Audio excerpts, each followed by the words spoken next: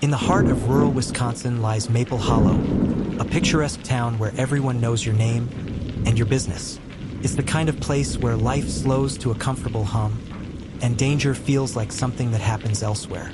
That illusion shattered on the evening of September 14th, 2021, when Claire Donovan, a beloved nurse and lifelong resident, vanished without a trace. Her disappearance was more than a missing persons case. It cracked the foundation of a community built on trust. Claire wasn't just any resident. She was the woman who brought soup to the elderly, volunteered at blood drives, and comforted families through medical crises. If Claire could disappear, anyone could. From the outset, investigators faced a wall of uncertainty. Claire's abandoned Subaru Outback, found with her keys in the ignition and purse untouched, suggested a random act of violence. Stranger danger, the media dubbed it. Theories spiraled: a drifter, a serial offender, maybe even human trafficking. Detective Mark Ellerbee, brought in from the larger Wausau department, faced a dual challenge: crack a case with almost no physical evidence and navigate a community spiraling into paranoia and grief. Search parties combed the forests. Volunteers drained ponds. Nothing. But as Ellerbee sifted through Claire's personal life, subtle inconsistencies emerged.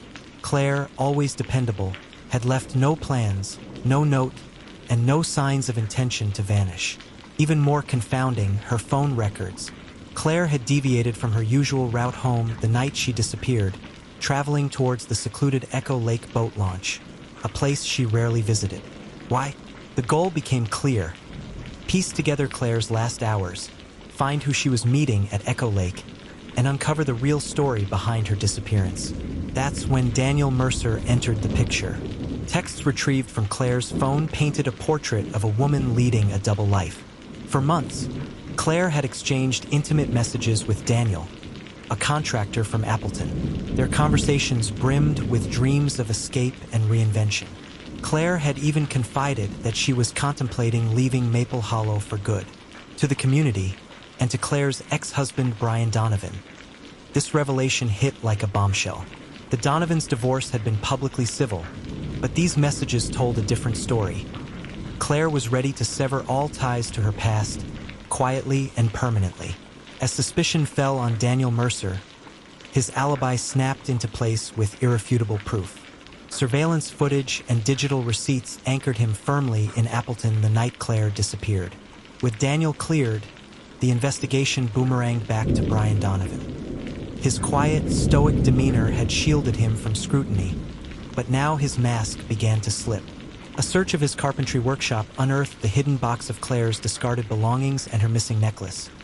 And then, the clincher, Brian's GPS records revealed he had also driven near Echo Lake that night, minutes after Claire arrived. Confronted with the evidence, Brian confessed in a tearful, exhausted collapse.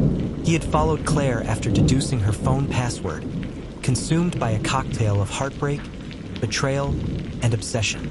The confrontation at the lake turned deadly. In his words, "I just wanted her to stop, to come back. I didn't mean to."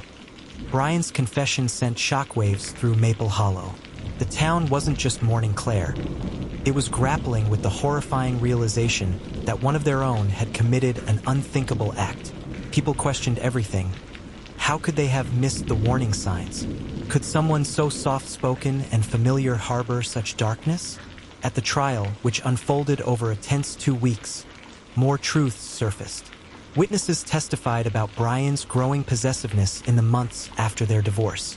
Claire's friends revealed how she had quietly sought advice on restraining orders, but ultimately decided against escalating things, unwilling to paint Brian as a threat in such a small town where reputations linger. The emotional gravity of the trial fractured old friendships and rewrote social dynamics in Maple Hollow. People stopped waving as freely at neighbors. Protective instincts sharpened. Brian Donovan was sentenced to 28 years for second-degree murder. Claire's body, recovered from Echo Lake, was laid to rest in a funeral that brought over 1,000 mourners to St. Agnes Church, nearly half the town's population. In the months that followed, Maple Hollow transformed. New domestic violence awareness programs sprouted.